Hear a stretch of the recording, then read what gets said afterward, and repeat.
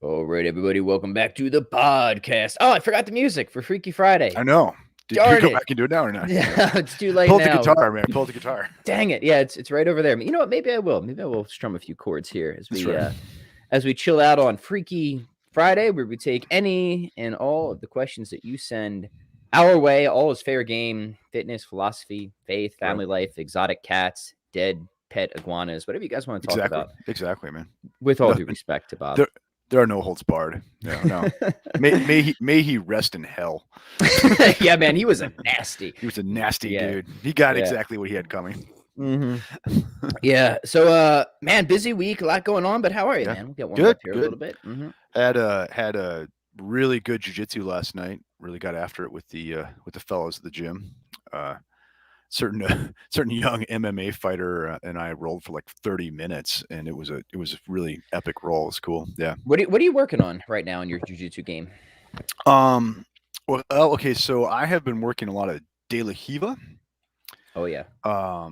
Which is I'm sort of a half guard guy, but just last night Nelson blew in my ear about a certain submission from bottom half guard. That I think is going to become an obsession of mine that I'm going to have to like explore. So yeah, our friend Nelson from Inverted Gear gave me a little tip last night that it's something I'm going to try to explore. So yeah, that's cool, man. That's it. That's yeah, cool. And this year I worked really hard on my passing, especially my passing on my feet, or getting the habit of getting up to my feet to pass, and that has made a huge difference. Yeah. I'm just still hammering the basics, man. I'm still such your typical white belt at this point, but it's good. It's just good to get back to basics, man. It's good. No, like I've been really interested in just let's get PhD level at the basics again. And this is something that really does come with age. 10 years ago, I would have just wanted to learn all the fancy moves right away. You know what I mean? Yeah. But as you get older and hopefully a little bit more gray in the beard, right, you really do come to appreciate how useful and necessary mastery of the basics are. And there's the cliche, right? The true masters aren't the ones who move further away from the basics. They're the ones who move the deepest into them. Yeah. That's definitely true, right? I had a good talk on this very point with Mike Kirkowski. I think I'm mispronouncing his name, on his podcast just last week, where we made the point that we use the metaphor of reading a book. Like if you got a lot out of reading Plato's Republic when you were 20 years old, think of how much more you're going to get out of it now when you read it for the 15th time when you're pushing 50. Yeah. Because you have the prior 14 readings of it that have made you smarter, right? So like if you thought you really understood the armbar as a white belt, think of how much better you're going to understand it as a brown belt or a black belt, because you have all those years of wisdom now you're putting back into the basics. Like this very like felicitous cycle that goes that way. That's right. I mean, Mortimer Adler's advice for Aristotle's Ethics was you have to read it at least 12 times. At least 12. At least 12 times. Is that number completely arbitrary? Maybe, but it's an important point. Hey, real quick, let me announce something before we begin. Gentle listeners, whether you're tuning in for fitness or philosophy, I want to invite you to take part in our upcoming 300 Swings Challenge. Can you believe we have another one of these going on here, Jim? For the new year, we have our annual New Year 300 Swings Kettlebell Challenge. This is an awesome way to kickstart the new year from a fitness perspective, build some virtue, build some grit. We do 300 swings a day according to my program. So I design all the workouts for you. It's not random. It's structured to help you get the most with the least, avoid overtraining. So you'll be surprised how creative we can work our way to 300 swings. In fact, Jim and I did a few live sessions last time. Maybe we can figure out a way to do that again. Yeah, we could do that. Definitely. And I tell you, that's the key on this that you mentioned is people hear 300 swings and they think it's going to be, oh my gosh, lung burning, get a bucket, hard, beat down workout. And it does not have to be that way and shouldn't be, because you're going to do this a lot, right? You get a comfortable bell, you chip away at it, play with the variations.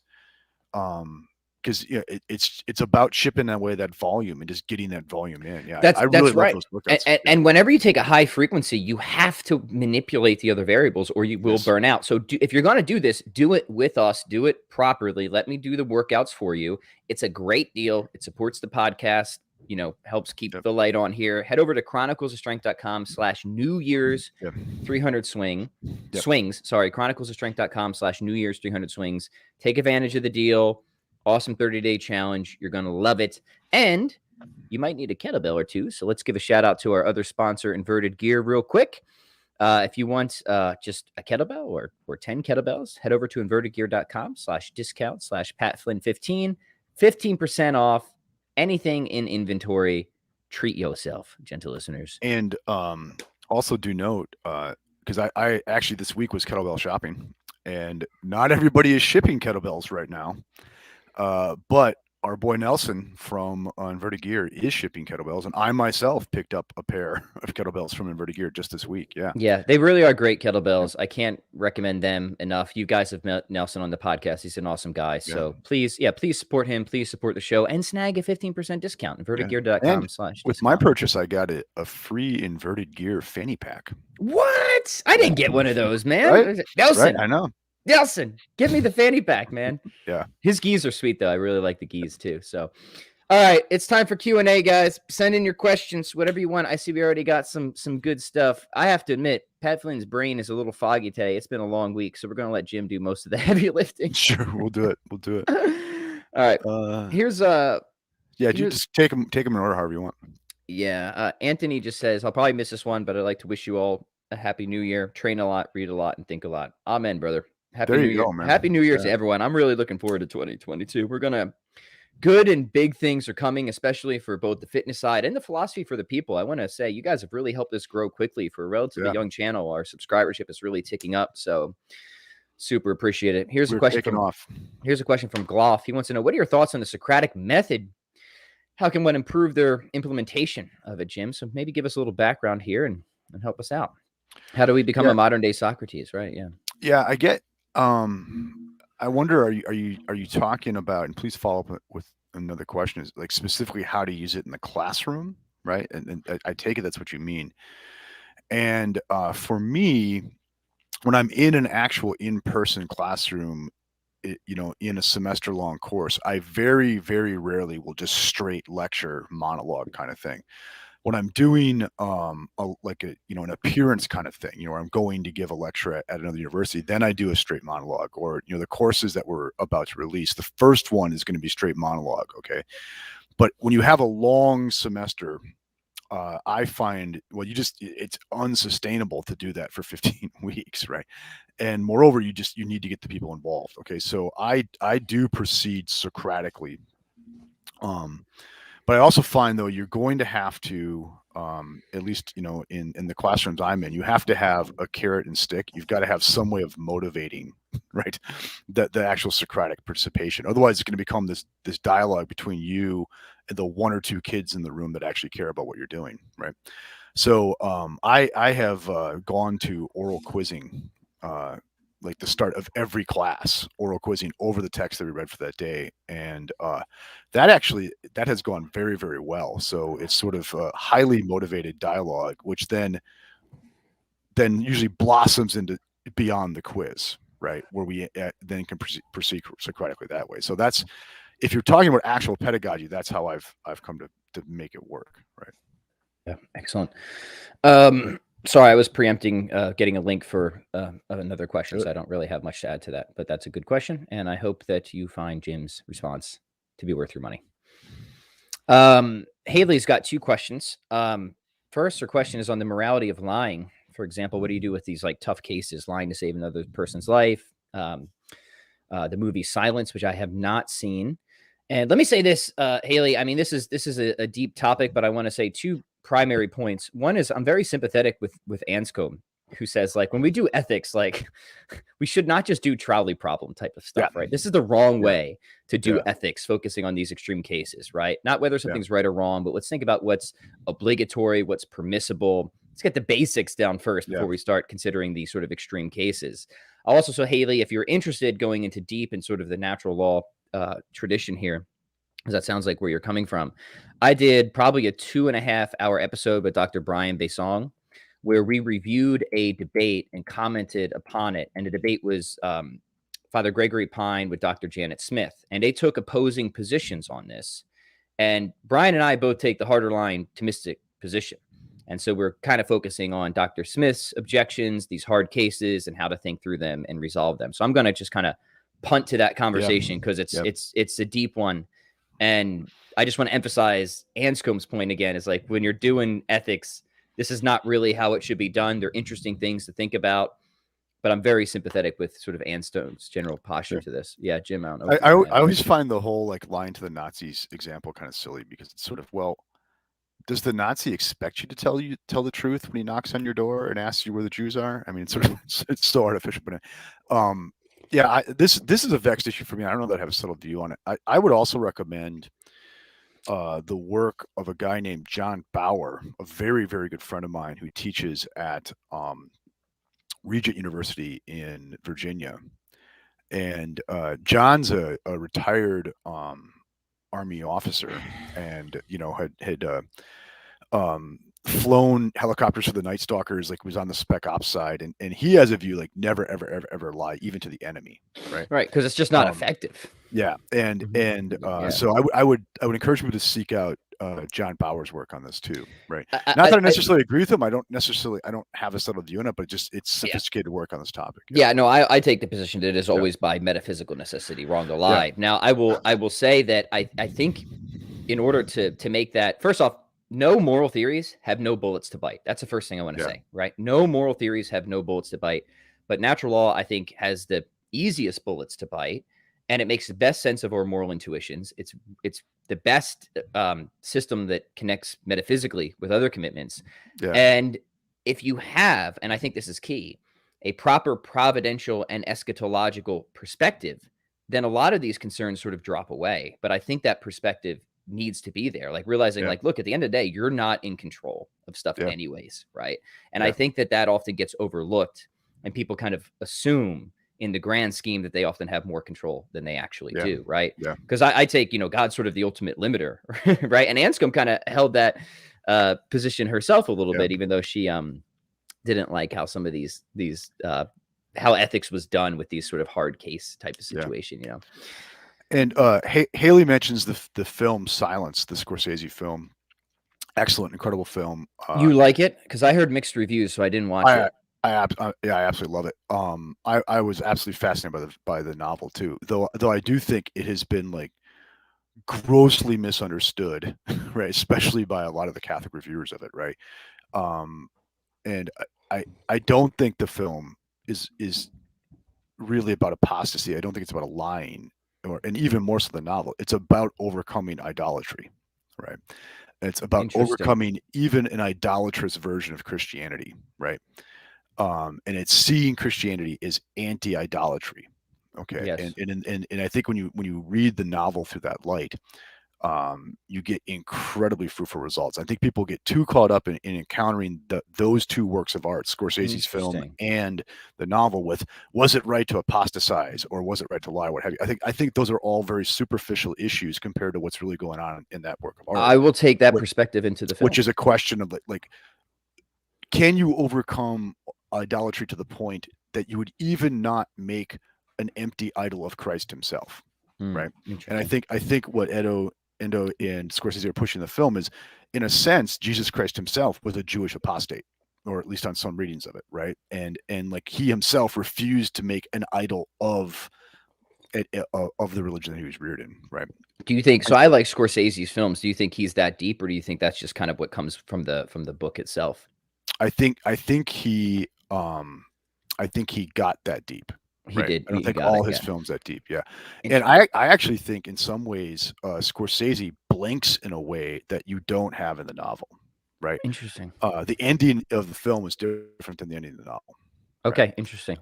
Yeah. And so I think there's I think in some ways Scorsese loses his nerve in a way that Endo doesn't. Right. Yeah. Yeah. So Haley, I see you follow up. You just want to more of a philosophical take. Just go please listen to my conversation with Dr. Besson, because he's obviously a specialist on this type of thing. And then I see you, real quick, Haley has a follow-up on SCOTUS. Any recommendations on SCOTUS? I'm going to drop in a link to the Cambridge Companion on SCOTUS. I think you'll find that one very helpful. I don't know if it's exactly intro level but you have some excellent contributions there from thinkers like James Ross. And it's relatively affordable on Amazon. So I would point you in that direction if you want to go deeper in SCOTUS. Yeah. Good stuff. All right, Jim. And good luck to you on that, because that is 100 miles of very, very hard road. Oh, you know what? It's not letting me post an Amazon link. I guess they don't like that. It's not even an affiliate link. I'm not even trying to get 13 cents here. It's just called The Cambridge Companion to Duns Scotus, and you can find it on Amazon if you're interested in that. All right, Jim. Feel free to hop in here and pick out whatever you want. Let's just work our way down. What's ND Irish have for us? Let's see what our buddy Irish has today. Sorry, I have to do this scrolling. He says, it seems to me like the vast majority of people believe what most people believe is false with respect to grand narratives. Do you think philosophy has to be embedded in a story, for example, a biblical story, in order to be effective, or at least effectively understood and transformative to a society? Sounds kind of right up your alley, Jim, this type of question. Yeah, I mean, this is a very interesting question, I think. And I do think that at the very least, because of the basic, this might go like, well, what the hell? Okay. Because of the basic temporal structure of consciousness, right? That things make the best sense to us in a narrative form. Okay. And whether it be something like the biblical story or even like the evolutionary story, these are narratives. Like, we see things as stretched through time, as developing, as changed through time with continuity, right? And so I do think it's, whether it's a good thing or a bad thing, it is almost irresistible for human beings to present something in a narrative form. Like, it's very, like, good luck trying to teach, say, a philosophy class completely without narrative. You're always going to go, in the beginning there was this guy who said this, and then someone reacted to him, et cetera, right? Like, we really are historical beings, and things make sense to us in historical structure. Okay. So I do think that you are more likely to make sense culturally, right? You are more likely to have effect culturally to the degree to which you can embed things in narratives, right? And if you look at just even secularism is itself a triumphalist narrative, right? How often we hear this about the Enlightenment. Enlightenment now, right? Enlightenment now. More enlightenment. One day in the beginning there was irrationality, and then Copernicus came along and and changed that, right? And so I do think that narrative structure, there is a narrative structure to human rationality. I think there is. Okay. And Irish, I would definitely encourage you to look at the McIntyre in this, especially the McIntyre of Whose Justice, Which Rationality, right? Certainly all the early stuff, but it's definitely Stump is great on narrative as well. She's really important on this. And Newman, John Henry Newman's Development of Doctrine. Once again, it's a narrativist account of things, right? So I would look at my own encounters with Hegel. I think one of the reasons they resonate so well is he thinks of things in terms of grand narrative. Yeah. Yeah, awesome. Gotta love the Hegel. And by the way, and like what is like this has come up quite a bit in our Marcuse discussions, things like that. What is like the woke, right? It is this attempt to reject the narratives by which we have made sense, right? And when we reject ourselves of these narratives, right, we cease to make sense anymore. Or at McIntyre, I think it's an After Virtue, says like when you rob children of stories, you leave them as like babbling animals, right? We need a story. We need a history to relate ourselves to. Yeah. Excellent.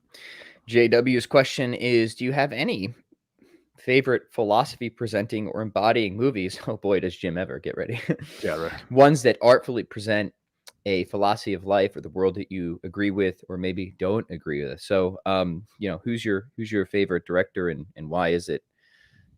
What's that guy's name? Terrence Malick. Terrence Malick, right? Yeah. No, I mean the film, the cinema of Terrence Malick is as important to me as any philosophical text I've ever read.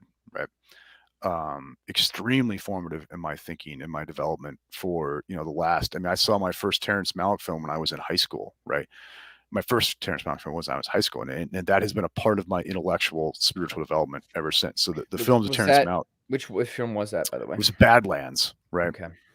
And well, So probably shouldn't have been watching that in high school either. Anyway, yeah, so I think Malick is great. I don't know necessarily if you're looking to get into film, if Malick is definitely the best place to start, right? But that is my absolute favorite, right? Yeah, right. that's and I would probably recommend people if they're going to get into Malick, start with something like A Hidden Life, right? Or that is such a Tree of beautiful Life. film. I'm so glad you pushed me to watch that one. Yeah, Mm-hmm. yeah.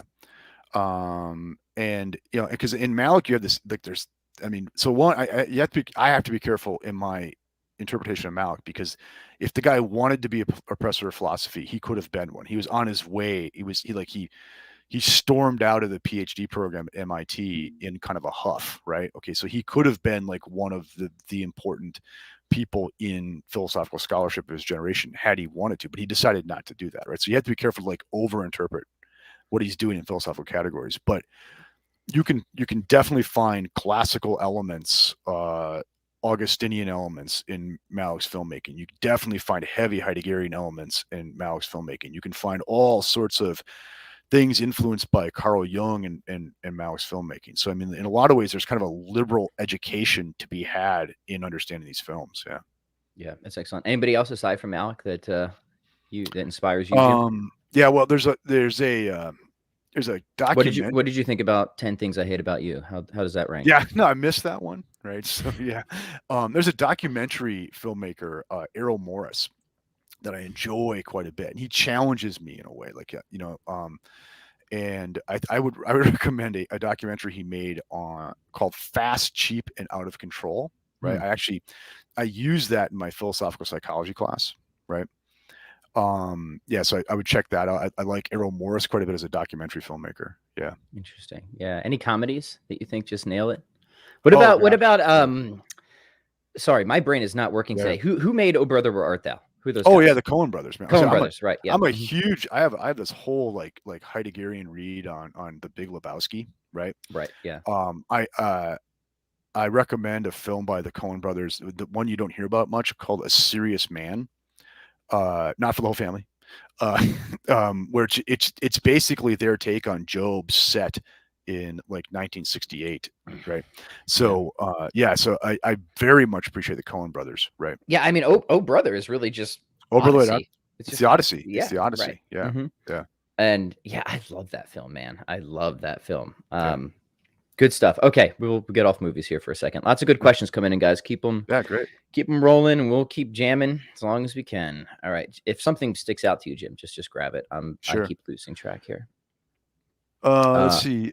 Wait, I now have power. Look at that. Look what I just did there, man. You have the power. See, I made Jim an admin, and now he can log himself on and just pull stuff up. That's and crazy. I can hit the end of broadcast button anytime I want, Pat. I could shut this thing down right now. You're gonna regret this day, Flynn.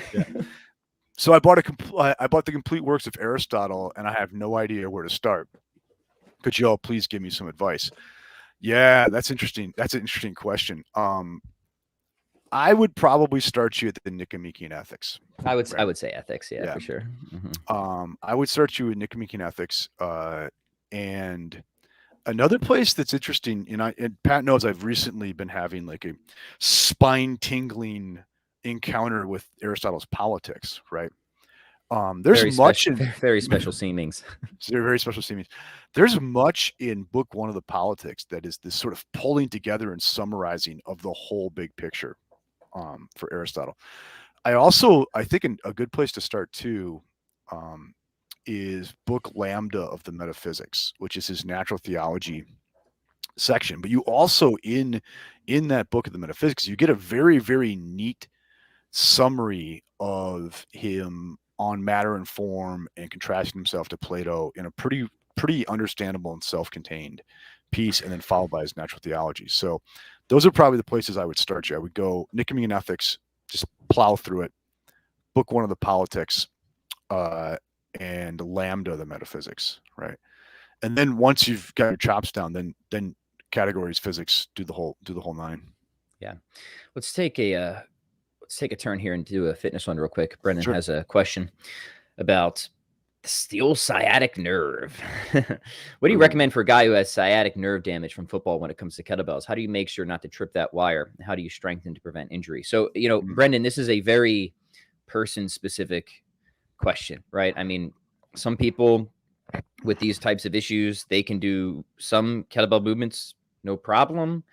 Other ones are completely off limits. And look, at the end of the day, like if you can't do swings and you've tried to get it corrected, it's not the end of the world. There's many other exercises, many ways to kind of work around that issue. But I mean, first off, common sense rules apply, right? Manage intensity, volume, density. People get hurt with the kettlebell or any piece of exercise equipment, barring some, medical condition, either because their technique isn't there or because they just do too much too soon, or a combination of both. Yeah. So you got to do the basics, make sure your technique is there, and make sure you're taking a reasonable approach. Like even with our 300 swings program, we have a ramp up program. We have ways to ease people in. We manage the variables over time. And of course, if it gets too hot, we encourage people to back off. But this is something that can't really be adequately addressed over a podcast. I would recommend see a specialist for this. Yep. Get an assessment, see what types of corrective exercises you can do to specifically address it. And that's really something that needs to be done kind of, in person with the, on this sort of thing too. Something that's become really important for me is just in terms of making, because like you got a sciatic nerve problem. So things can go really wrong with you backwise in your workouts. Right. It's gotten important for me to like just admit what is the reality of the situation. Like if I'm hurt, just admit, Jim, you're hurt. This is not a good idea. Just put the bell down and walk out of the garage and go do something else. Right. This doesn't mean it's you'll never do it again. It just means not a good day, move on. Right. And I think you have to have like that kind of like patience and not a need to like really get all the work in every day. Right. Like admit when it's bad and do the right things. Right. And just as a ray of hope, like I had terrible back problems coming out of playing college football, and they bother me zero now. Right. But because I was patient and took care of it. Yeah. Here's one from Andrew. Some have said that Rene Descartes posited that the soul was the form of the body. Can this truly be understood in Aristotelian sense, namely his understanding of form? Well, it's typically Aristotelians that say the soul is the form. Yeah, I'm not quite sure. I mean, I know like Descartes will say some scholastic-ish things at times, even the meditations, but I think at that point he's seriously reinterpreting what is meant by form, right? You want to just clear up those distinctions real quick, Jim? So people. Yeah, I mean, so for Descartes, the soul is a separate substance from the body, right? Yeah. And its relationship to the body is external causal relations, right? Right. Okay. And whatever else a soul is, right, in the scholastic tradition, going back to Aristotle and the Greeks, it is not that. It is not something externally related to the body. Okay. It is the configuring principle of the entire entity, right? Yeah. Or I would even, or maybe the principle of the configuration, right? Yeah. Depending on how far we want to go. And I think there's variation from Aristotle up through the late scholastics in this, but whatever else they're saying, they are not saying a soul is something externally related, right? That's related to, it has a relation like I do between my hand and my coffee cup here, right? It's not a ghost in the machine, right? Not a ghost in the machine. Yeah. There's still people out there who defend a strong substance dualism. Of course. Yeah, of course. Swinburne, right? He's kind of funny people. Yeah. Yeah. But it's not the Aristotelian view. It is not. All right. Let's keep going here. Jim, again, feel free to pull something up if it strikes you. Denver asks about the PreSocratics. I think any good reader is gonna do that. And I think in a lot of ways in your reading of Aristotle, you'll get a lot of you'll get a kind of a guide to the PreSocratics. How reliable? That's a debatable question, right? But here's a question from Shy B. Shy B says, what would you guys recommend to someone who is out of shape, but has a wealth of knowledge, SFG, ground force method, etc., but just hasn't gotten back into it, mainly because you want the body that you used to have, if not better. What would you guys do to get back into it? So I'm reading this like kind of looking back on the glory days, and maybe you're thinking, I'm just never going to get back there. So what's the point? Is that kind of the idea here, Jim? Does that resonate with you? Yeah. Yeah. Look, I mean, if you got there once, you can get there again, right? And it's just, as always, it's just going to be a matter of pulling the trigger, just making the daily decisions to get back at it. Especially if SFG, that strong first, right? That's right. Strong first. Yeah. So this is someone who knows how to do it. You really know how to do it. You've got great knowledge for this. You have had the discipline to be there before. So just a matter of just saying, when I want to quit, don't quit. And when I don't want to do it. And, as a lot of you know, who listen to the show, that the human discipline is a great mystery to me, but you're going to have to access that. Yeah. And, I have a lot to say about this. One is perspective and priority matters. I mean, I could get back to like the like just absolutely unhealthy level of leanness that I was in my early 20s, right? I could do that still, but now I don't even want to, right? Yeah. It's just not worth it anymore. Yeah. What do you really want out of this now? What do you really need out of this now? Right? Yeah. And for me now, I want to be a good generalist. I want to be lean. I want to be strong. I want to be, functionally muscled. I want my training to have a high degree of transferability. I do want to look good, but not because I'm trying to, go to the Jersey Shore. I mean, I don't even like the Jersey Shore. That's not true. I like the boardwalk and the carnival rides, but I don't like the, but you know what I mean? Like my perspective is so different now. I see fitness as sort of embedded within striving to just have an overall Aristotelian good life, right? Whereas, in your early 20s, it's just all about, it's very ego driven. I think that's a problem. In fact, I know we have a question coming in about that, so we can head back to that later. But what you say, Jim, is right. I mean, like once you get something the first time, it's always easier to get it back than it is to get it in the first place, barring exceptions, right? If you're 95 years old, okay. Yeah. All right. Fair enough. But for most people, like I'm looking at my guitar right now, same thing, right? I could play a lot faster in the guitar when I was 16 years old, practicing 5-6 hours a day. I could get back to that, but it's not worth it for me now because anything I want to play is like easily accessible within my 40 to 60 minutes of practice per day. So I just want to say, like, probe the why, like we've all had not just a glory day, but glory days where we probably did reach a peak at something in our lives and we're not at that peak anymore. And maybe that's discouraged you from doing that thing. And that happened to me, guitar. Like, life got busy and I kind of put the guitar aside for a while because I had this feeling. It's like, oh man, I'm just never going to be at that level that I was when I could dedicate 5 to 6 hours a day. And I essentially just had to get over myself and realize I don't need to be there anyways. Right. And I'm losing this great joy in my life, this great creative outlet for no good reason. Right. So, for me, it was kind of a eureka moment of like, Pat, you're just being stupid. Pick up the guitar and just start playing again. Right? Yeah. There can be this weird thing. And I think we all have it where you're sort of, well, if I can't do it as great as I did back in the day, I don't want to touch it. Right. Right. But something can be suboptimal and still be really damn good. Right. And so I think, just get back into it to the degree that you still love it and you still enjoy it. Right? Yeah. I mean, not to toot my own horn, but like me on the guitar now, even with an hour of practice a day, is still better than 99.5% of other players. Other people. Right? Yeah. That a boy. But by the way, the mention of strong first, I want to give a shout out to the Hebrew Hammer, who has been helping me a great deal on a strength project right now. And I'll say this, man, the strong first thing is a real thing. Like this guy's taking me down a rabbit hole. Yeah. So Alex is so great. He's such a good dude. Yeah. Dude. People check out Alex's podcast and all the nonsense he's doing if you haven't already. Yeah. So let's see. I saw one here from Natalie. Nate. Oh, Nate. Sorry, I don't have my glasses. Old man. Hello again, gents. I have a simple question. Why do we need to separate theism from religion? It seems to me that theism is completely useless without religion and Christianity, right?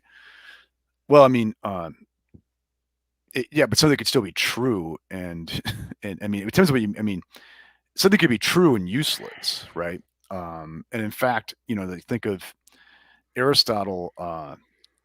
Actually, in book 1 of the Metaphysics, goes out of his way to argue that having the science of being, right, which for him is ultimately a theology, it's a natural theology, is utterly and completely useless. It will advance the ball in no way, shape, or form. It's not helping you build a microwave oven, right? Yeah, it will in fact be a purely contemplative act, and its only reward will be that purely contemplative act, right? So think of it like Plato would tell you the same thing, but what does the contemplation of the good get you? Well, it gets you nothing. It's the good. It's the end of the line, right? So I mean, I agree with you. Like, if you ask me, like, what does philosophical theism buy you? I would tell you it buys you nothing but itself, right? And there could be, though, a kind of and this would be Aristotle and Plato's argument, a kind of satisfaction in the possession of that intrinsic good, right? Yeah. So then it would do the most for you, but it would be unarticulable by any standard outside of itself, right? What is the highest good going to be? It will be inarticulable outside of itself, right? Right. And by the way, this is ultimately how, like, Aquinas would tell you, this is what salvation is. It's the beatific vision of the good, the God, right? What does that get you? Nothing but that, right? Yeah, I have many thoughts on this, and he's probably responding to some of our previous conversations. Yeah. And maybe even sort of my working towards religion, where I've said many times, I became a theist and even something of like a broad Thomist before I was Christian or Catholic. And was it useful? I mean, yeah, it was useful because, Jim, I think this ties back to the point you made in our conversation yesterday about the agnostic inquirer, right? Yeah. It gave me a really satisfactory framework to provide an explanation for certain experiences and data that I felt could not be accommodated with any satisfaction coming from a previous paradigm. Right. So that, I mean, there is usefulness to that. And then it opened me up to considering religious claims, which before were just like not interesting to me because they were religious claims and I wasn't a theist, right? So it served as sort of a bridge there. And I think helping people kind of work through these issues piecemeal can be helpful sometimes. I'm not saying you can't go like right to try and argue for a religion, but I was on my wife's podcast yesterday. She lets me on from time to time whenever she wants a bad review. And she had it, and she really can't find a guest. Yeah, like if she can't find anyone, she lets me really wag my jaw on there. And she got a question from a follower who called themselves, a hopeful seeker, a hopeful atheist, but they were really caught up on certain aspects of Christianity. It seemed like Protestant Christianity too. And I said, well, let's take it back a little bit, right? Because if you don't find Christianity convincing, that isn't a reason to be an atheist, right? Right. These are different questions. And I've said before, man, if like Catholicism didn't work out, if somebody could somehow falsify that for me, it's not like I'd go back to being a naturalist. I'd just be like a broad Platonist, right? Yeah. I'd just be like a broad religious pluralist, which is where I was for a while before becoming Catholic. Right. Anyways, so I think, and it's kind of like an ignorant posture, I think, of American culture. You know what I mean, Jim? Where it's like if you're not a Christian, you're an atheist or something like that. And that always struck me as a little bit weird. But I said, well, look, and I directed her to some resources. If what are you stuck on here? Are you stuck on like working out the logic of the incarnation? I don't think that was it, right? But that's a separate question from whether God exists or not, right? Right. And I think it's just helpful to draw those distinctions for people, because I think in that sense, if somebody's just kind of seeking or trying to make sense of the world, maybe it's just useful from a conceptual standpoint. You know what I mean? Right. Rather than just trying to bundle it all together and try and like sell it all at once. It can be a difficult project for people who are really trying to work through intellectually on certain issues. You know what I mean? Right. Right. Exactly. Yeah. Good stuff. Good questions today. Yeah. Good questions today, guys. As always. Here's one from our friends over at The Real Atheology. I want to thank them for their engagement here. They say, as new atheism declines, how can we get more theists to take on the best of atheism? Oppie, Draper, Rowe, Sobel, Tooley, and more atheists to take on the best of the Catholic intellectual tradition. Missing some of my favorite atheists in that list, but it's all right. We'll bring them up here. I don't know, man. That's a good question. I mean, like it's been kind of Jim and I's motto here in philosophy for the people that we're just not interested in cartoons at all. Yep. and I mean, that's just kind of that's our mission. I don't think cartoons do anybody any favors. When theists and Christians, make cartoons of the atheist perspective, that annoys me as much as when Sam Harris and all those guys make cartoons of the theist perspective. I don't know. Exactly. I don't know if I have a good answer to this, except for let's just keep trying to do our best. And yeah. Oh, I was going to say like there's a kind of not that we planned it this way, but there's a sort of similar shared project that we're doing in Philosophy of People that the real atheology guys are doing, that we're just trying to do philosophy, do the life of the mind in an intellectually honest way, right? Not without commitment, but in an intellectually honest way, where we're not just trying to engage in, apologetical point scoring, right? Yeah. Right. And I think it actually would do, let me give an invitation to theists out there to like, go read and study somebody like Oppie. One, because he's a smart dude and gives much to consider. But he's actually like a friend in a sense that like Oppie, he's a top tier sort of intellectual naturalist, and he thinks being a theist is perfectly rational. So he's at odds with so many of the pop level atheists. It's like, hey guys, the best dude on your team isn't saying that's right, yeah, the kind of dumb stuff that you're saying. So in that sense, it's good, I think, for theists to engage with that. And that's a pretty common theme. Bill Rowe was the same way. Yep, he's like, hey, if you think PSR is plausible, then yeah, you should be a theist, right? Yeah. And that's because these guys have read books, right? They know, they see they understand what's going on here. And of course, like anything else in life, I don't think you're doing yourself any favors if you're going for anything less than like the high octane stuff. You know what I mean? Yeah. Like why would you settle for anything less, right? Mm-hmm. Yeah. And something that occurs to me is, I think one of the things that's important for going forward in the way that the real atheologies bring this up is we have to quit framing philosophy through the philosophy of religion, right?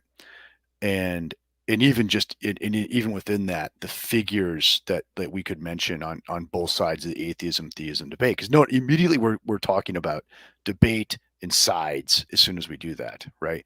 And even philosophy of religion in and of itself is a very artificial construction compared to the history of philosophy, right? That there was a separate mode of philosophizing that's been departmentalized in this way. And I think one of the best ways going forward here is, to like make sure we are educating ourselves in the common tradition of philosophy, beginning with the PreSocratics and Plato and the Greeks and all this, so that we can see ourselves as part of a common project, like philosophy as a way of life, not as a way of proving something one way or another to someone else, right? Yeah.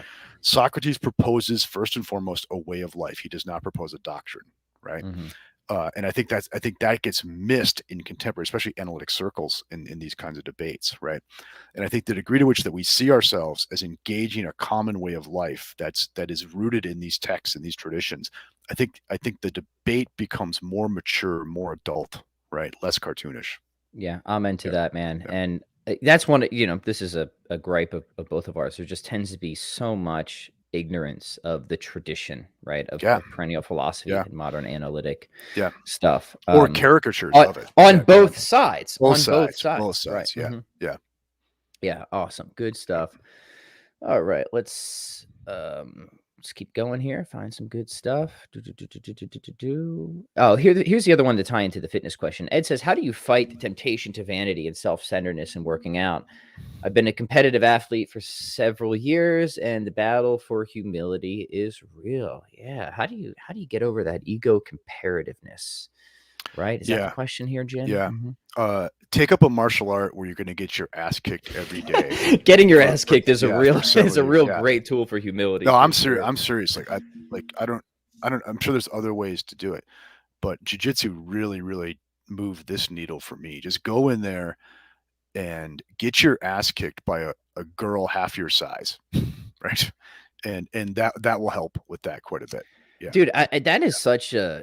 It's a funny answer, but it's true, man. I mean, when I'm not kidding, man. Yeah. Right. Like, I've been made better and more humble in so many areas of my life because I've gotten my ass kicked so many times, early on in philosophy, because you always start out so arrogant, right? You're like, oh, I'm the genius who's going to change everything, right? And then you get your ass kicked, right? I'm the guitar player who's going to change anything. Then I go and audition for Berkeley, right? I'm the martial artist who's going to whoop anybody's ass and then get my ass kicked, right? And then you realize, okay, you're not all that.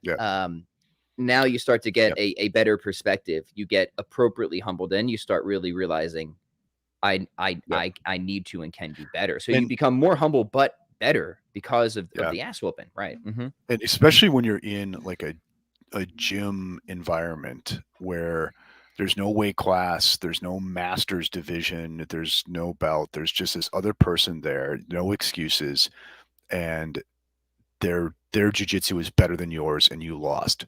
Deal with it, right? Or so you're not infallible. It's really not ultimately just about you. It's about what we're doing together, right? I tell you, I made a mistake last night and Martha subbed me, right? So like my own daughter, took me out, right? So yeah, man.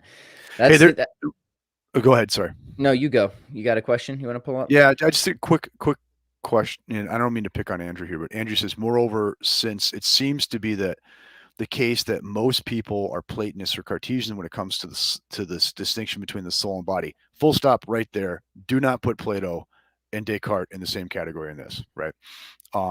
Go and look at the Phaedo. Go and look at the Phaedo where Descartes he articulates what the soul is. And what you'll see even in the Phaedo is what he claims is the soul is the unifying principle of the disparate parts of the body, right? That is very, very far from Descartes. And I think, and I don't mean to pick on you, Andrew, right? But I just want, this is one of my like big pedagogical things that we can no longer allow Descartes to read Plato to us. Okay. Because it's just not the view that Plato's putting forward there. Right. Excellent. Yeah. So sorry. And get off my damn lawn. And go listen and be sure, if gentle listeners, if you have not tuned into our 10-part series where we went through Plato's The Republic, please do. I love that series so much. That's one of my things I'm most proud that we've done. Yeah. Yeah. And loving the Marcuse one we're doing too. And the Leibniz one. We've done some good stuff already on this channel. Yeah. Here's a fun one from Colin. He says, regarding the layman's dilemma, how should one approach conspiracy theories such as the JFK assassination, 9/11 false flag, moon landing hoax, and others? Philosophy of the People, would you and Jim be up for a show on methodological layman's approach to conspiracy? It seems to me that many of these are linked to radical skepticism. So it's funny you bring this up, man, because I think it'd be fun. I did pose this to Jim. The problem is it would be kind of a time suck, where we take some mystery that neither of us have really looked into before, and we're like kind of ideal agnostics on it. And then we both go investigate it separately, like the JFK thing, because honestly, I've never really looked into it that much. And then like we don't. I have. Yeah. So all right, and then we come back and we just say, here's what we uncovered, right? But we don't share it beforehand, and just maybe if people would be interested in that, let us know. We'll use our kind of skills in philosophy and research, and I'd be curious to see like if we land on the same page or if we're wildly different. I think it'd just be kind of a fun thing to do, and people could put out some suggestions. But yeah, let me a few things about like the global conspiracy theories. Why do I think they're problematic? Well, one is, as we talked about yesterday, right? Theoretical virtues, right? You have a bunch of moving parts. You have more ways that things can turn out to be false, can be wrong. So I think there's just, reasons from theoretical virtues of why these like grand conspiracy theories are just very, very improbable. And at some point they honestly just become, to my mind, like structurally no different than radically skeptical scenarios. So it's like, you might as well just sink your brain in a vat if you think that it goes that far, right? Now those are, people can probably think of some of these like grand global conspiracy theories, right? That might meet that. But I mean, at the same time, conspiracies happen all the time. That's why we have laws against them. People conspire to rob banks. We know that there have been pretty elaborate conspiracies throughout history. I mean, so they have to be admitted, right? And then it's like, okay, how do you start to evaluate from the layman's perspective these issues? And that is a really interesting question. So Jim, I want to get your thoughts on that. Yeah. So Pat, as you know, like in the last like 18 months, my views on this stuff have pretty radically changed in a lot of ways in that. And for me, like the big example is, last summer, the Defense Department like admits that, they're taking UFOs really, really seriously. Right. And, call them a potential threat, and are now openly. There's just another, the Gillibrand Amendment just got passed recently. All these open, semi-open attempts to investigate this phenomenon. Okay, but keep in mind, this is the same governmental organization that like defined insanity by belief in UFOs for 75 years, right? I mean, and suddenly there's just this 180 on this thing. And if you look at the phenomenon they're talking about in the recent stuff, it's not all that different than the stuff that they like ruined people's lives over in the 1950s, right? Yeah. So it's like you have to have a conspiracy theory one way or another. Either there's been a conspiracy theory for 75 years covering this up, or there's some reason they want you to think this now, or I mean, like it's like suddenly I think like this is one of many things that have happened in the last few years here that have really muddied the epistemic waters in a way, and has makes us, I think, have to take some of the stuff that like we would have laughed at 20 years ago more seriously. And like the Pentagon came out and said, yeah, we think there are UFOs. And by the way, we've like spent 75 years telling you you're crazy if you think there are UFOs, right? And what I find is incredible about this is like the American public's like, oh, okay, there's UFOs. Let's go fight about the masks now, right? I mean, it's like moving on. It's how quickly people just allow their mentality to be changed by just what's on the news, right? And I think that's what makes conspiracy theories worrisome to me, like how easy it might be to hide it, given how like just plastic people's minds are, right? Yeah, how susceptible they really are.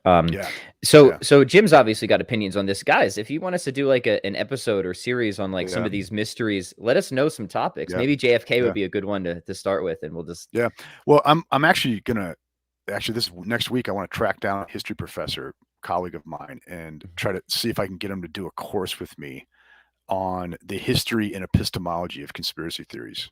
Right? Yeah, that'd be good too. And you have to. It's hard to study and understand that without also studying propaganda as well. And that I think is something that people would do very well, to study the history and technique of propaganda, because these things are obviously related in important ways, right? And the false flag thing, I mean, we know that has happened. It happens. That has been done. Course. It has been done.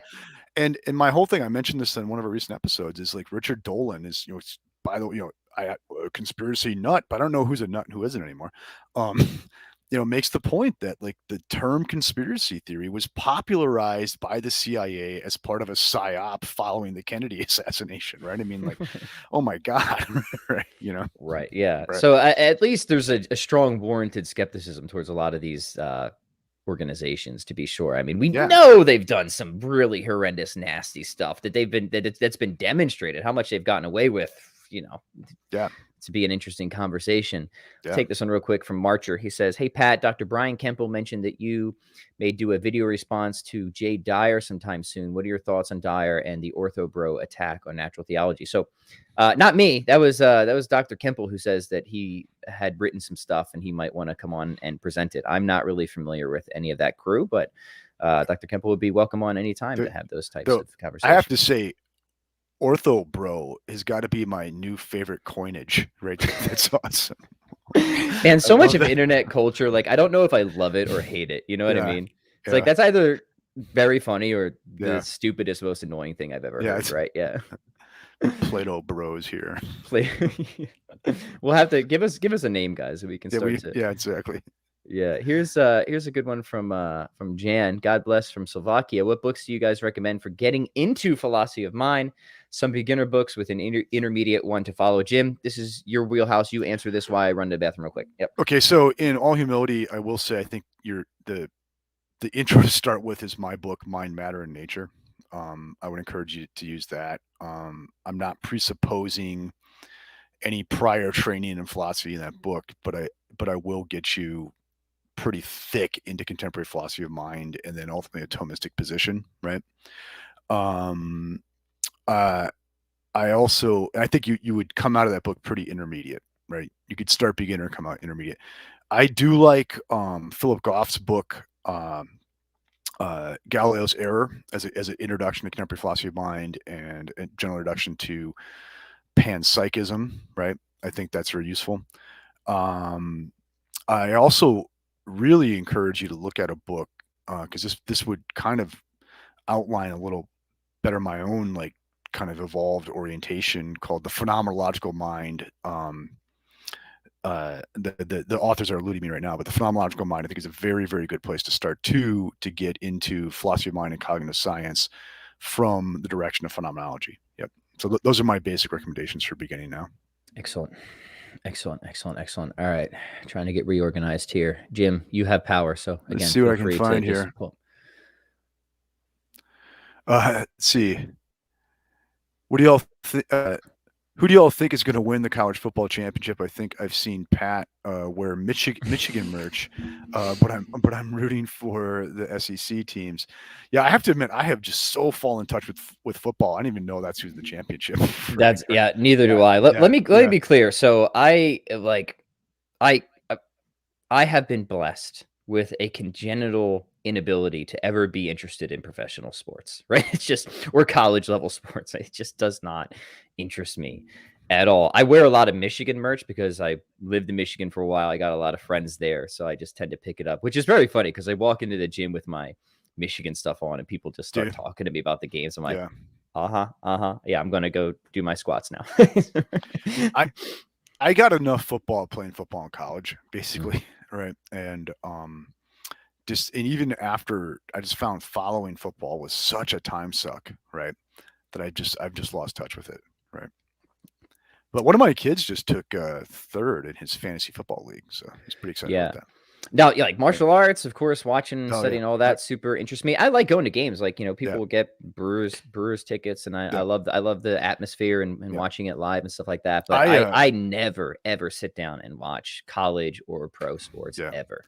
I watch me some UFC, and my wife is like utterly hooked on UFC. Like, there's not like, we used to watch the pay-per-view events on ESPN Plus like 2 weeks later for free, and now it's like, sorry, Mom wants to watch the UFC when it's live. Like it's her, right? And she's a grappler too, right? You know how I am, Jim. I live either like I try to live. Let me say either like really highbrow or really lowbrow. So for me, it's either like I'm reading Consolation of Philosophy or I'm watching 90s profestional wrestling. Yeah, right? I've noticed, especially like you were a man of extremes. That's it, man. There's nothing in the middle for me, dude. You're like reading Boethius in the original tongue, or it's like you're looking for the subtleties of Tom and Jerry cartoons, right? There's like only 2 ways to go. Suplexes off the top rope, man. Yep. I've got this weird fascination with 90s professional wrestling. We're not going to get into it now. No, but we could, right? Yeah. Okay, so Parker asks, on Spinoza's view about the world being necessary if God is necessary, wouldn't the world still be contingent in some sense on God because its reason ultimately lies in God's necessity? He just says, trying to wrap my head around Spinoza's view. First, I highly encourage you, Parker, to look at our series on Leibniz's ultimate origination of things, because really what you have in that text is Leibniz implicitly addressing this issue contra Spinoza. Okay.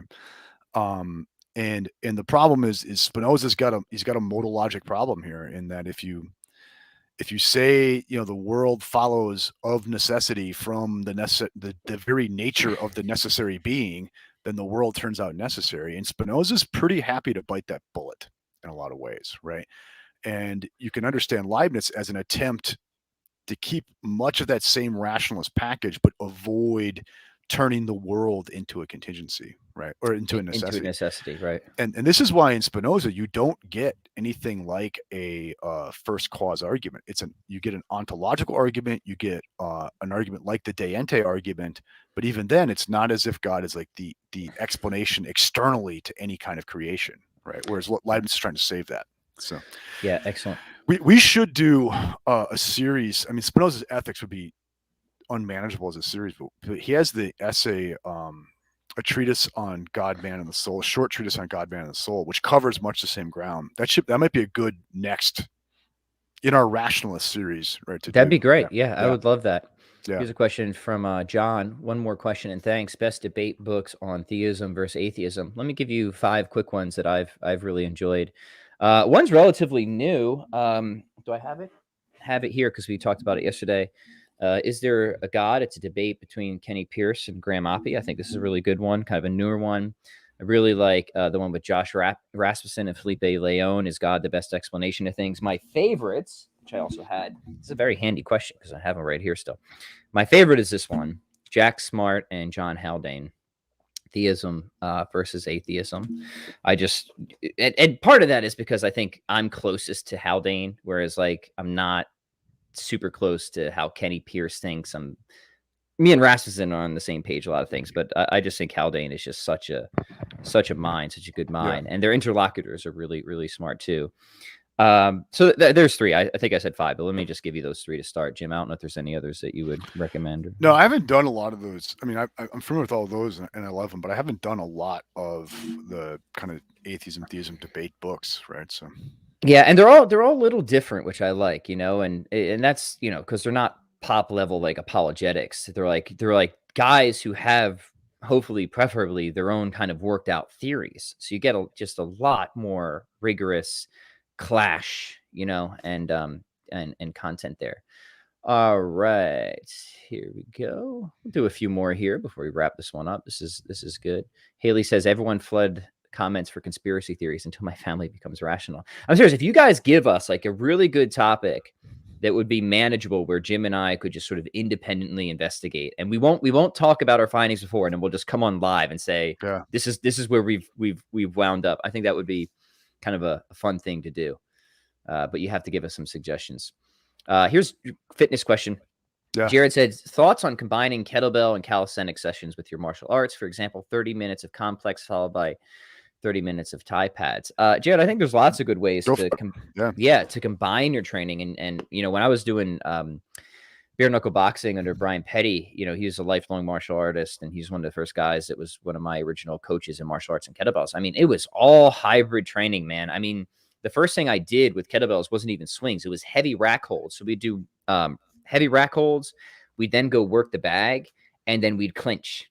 Rack holds, work the bag, clinch, and then we do a lot of swings. Then we'd do some groundwork, and then we'd do jump rope, right? So it was like deeply integrated, but the training was really functional, really intense, really purposeful, and really fun. And I've actually been trying to think of ways to sort of revamp and revise that training style for a potential project that's coming up. Nice. So, but that's my daughter Martha last night did 300 swings, right, over a 30-minute period, then jumped on the mat and rolled around for about 45 minutes after that, right? Just in one session, right? So yeah.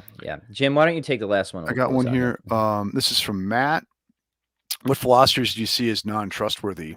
Like modern day sophists? It seems to me like thinkers like Derrida, Lacan, Judith Butler, Angela Davis aren't genuine, but rather playing a sort of game. I don't know what it means to say like something's non-trustworthy if you have skills to rationally evaluate it, right? And moreover, I Derrida and Lacan are people I would take very, very seriously. And I think there's a lot to learn, especially from Derrida. Judith Butler, I'm less familiar with, though she got some stuff on Hegel I've been kind of curious to look into. Angela Davis, a student of Marcuse's, I mean, I have not read her stuff, but also before I would declare trustworthy or untrustworthy, I wouldn't declare someone trustworthy or untrustworthy. I would declare them to be right or wrong, right? Mm-hmm. And I would do that only after having read them, right? And like made an honest attempt to get it right, and then evaluate it, right? So I want to be careful with saying someone is or is not trustworthy, because that sounds to me like we're like burning books now, right? Yeah. Okay. And I think, for the mature mind, anyone should be read, right? Let's do this one. Kirill says, hi to you both, drinking coffee. Love the podcast. Thanks, Pat. I found an episode of Michael Malice yesterday. Didn't know you knew the guy. Yeah, me and Michael are pretty good friends. Been up to New York, and he showed us around a couple times. I was on his show a while ago, back when it was kind of a private show. Interesting guy. I mean, we have a lot of fundamental disagreements, but interesting guy. I actually have an episode with him that never even aired. It was kind of a good clash episode where we disagreed on a number of things. I'll have to maybe put that one in the queue. And he gave me two more quick fun facts about Michael Malice. If you read his one book that he wrote on the alt-right, which I haven't read, actually, he gives me a nice shout out in the beginning of that. I know. I also trained him to get in shape for his first appearance on Rogan. So that was how we kind of originally kind of connected and met through different circles. And he needed somebody to try and make him look good before his first appearance on Rogan. So I was the guy behind the scenes. It's funny. I didn't get an invite to Rogan though, so still waiting on that. Yeah. We're waiting, Joe. Yeah. I like the on it stuff. Just Brendan, no joke. I'd love to hear the read on the Big Lebowski, Jim. You got to do a series on it. My wife has not seen the Big Lebowski, and she's now itchy to do it. So I think we will be watching that film in the near future. So it will be fresh in my mind. You never know. We can maybe bring it up here. Yeah. All right. One more because it's on aliens for you, Jim. Xander wants to know, do you think it's possible for aliens to be capable of interplanetary travel and not be rational beings? Could instincts have a verisimilitude of rationality here, Jim? What do you think? Yeah, I don't know. And also, though, I think once we turn that corner to aliens, I think what is or is not intelligence is this really interesting question. And like what is or is not possible is this really interesting question. If we're talking about life forms that we have no common evolutionary root with, right? That who knows what their senses are? Who knows how they structure, an environment for themselves and all these things. I think there's so many like just exquisitely open questions on this stuff right now. But I do think if you're going to take the alien thing seriously, and I do, the whole game theory changes now, right? Because all of our game theory, all our ways of predicting behaviors like that assume a kind of like rational self-interest that makes sense to human beings, right? Well, we're not talking about human beings here, right? We're not. And, what are not possible life forms? It seems like, that's this really, really broad question, and we can't just judge it based on like what's going on here, right? And so I don't know how to answer that question. That's a question I've been giving a great deal of thought to, Xander, and, like stay tuned. I'm going to be trying to develop ideas in this in the near future. Maybe even a book. Yeah. I mean, my hope is to do a weird book on aliens and philosophy of mind, right? So I love it, man. Yeah. Hey, first off, thank you, Haley, for the compliment. We do try to be relatively helpful here. So, guys, if you enjoy, let me ask a couple favors. If you enjoy what we're doing here on the podcast, especially the new one, Philosophy of the People, please share, please subscribe, please recommend your friends, please comment after the videos. All that engagement really helps, and we take it seriously. We love your guys' contributions, so please do that. And if you want to also keep on the lookout, because Jim and I are both building courses. We'll have some new courses that you guys I think will be super interested in really soon too, like really soon. And last reminder, if you want to boost things. Do you want to just mention what your course is going to be? My course is actually done. You can get mine right now. It's over at philosophyforthepeople.com. You go to the courses, it's Foundations of Reality. So I use a sort of contingency argument as a tool to try and shine a light on the foundation. And I really think of arguments as tools for investigation, really. So I'm kind of taking that, like not trying to like prove somebody or refute somebody, but like, hey, we're investigators, right? And here's a tool we can use to stage a metaphysical investigation into the very foundation of everything. What is it? How much can we know about it? What does it predict? All these sorts of things. So if you want to check that out, guys, it's right over at Philosophy for the People. And Jim, tell us a little bit about yours, the nihilism one. So within the next week or so here, I think we're going to have available my course on nihilism. It'll be a 5-part lecture on Nietzsche, basically, and Nietzsche and the death of God, what there is to learn from this, what there is to be rejected in this, and it's also going to tie into philosophy of mind stuff too, which I think it's relevant. And then also in the relatively near future, I think there's going to be a 4-part course on Heidegger. So awesome. Yeah. Awesome. Well, Very stay tuned. Very introductory. Yeah, we're gonna be talking more about those courses soon. It's gonna be sweet. We appreciate all your support. And one more time, if you want to get a boost on the physical side, please consider joining us for the New Year's 300 Swings Challenge. Philosophy is a mode of life, right? And we have not just music, but gymnasium and gymnastics. Physical training, man. So come join us. Head over to chroniclesofstrength.com / I'm sorry, not Summer 300 Swings. That was last year's. I picked the wrong link. New Year's 300 Swings. chroniclesofstrength.com / New Year's 300 Swings. Join us. We're kicking off Tuesday. It's going to be a ton of fun. Great programming. And we will catch you then. Adios. Happy New Year. Happy New Year, everyone.